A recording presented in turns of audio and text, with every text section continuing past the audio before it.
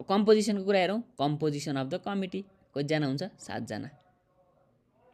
7 जना मध्ये यहाँ हेरौँ है त अब चेयरपर्सन को हुन्छ त भन्दाखेरि FCA designed by council from amongst the councillor. यो एफसीए को हुने हो भन्दाखेरि फ्रम द 10 सीए मेम्बर। हामी माथि हेऱ्यौँ नि सेक्सन 7 मा 10 जना सीए मेम्बरबाट चाहिँ 1 जना चेयरपर्सन हुन्छ, त्यो एफसीए हुनु पर्यो। मेम्बरको हुन्छ अरु 3 person nominated by council from amongst the councillors. माथिको 17 जना मध्ये 1 जना त 10 जना मध्ये चाहिँ 1 जना एफसीए चाहिँ चेयरपर्सन हुने भयो डिसिप्लिन कमिटीको, र बाँकी चाहिँ 3 जना nominated by the council from amongst the council member. 17 जनामा चाहिँ अब 3 जना अरु चाहिँ को हुने भयो मेम्बर हुने भयो है त।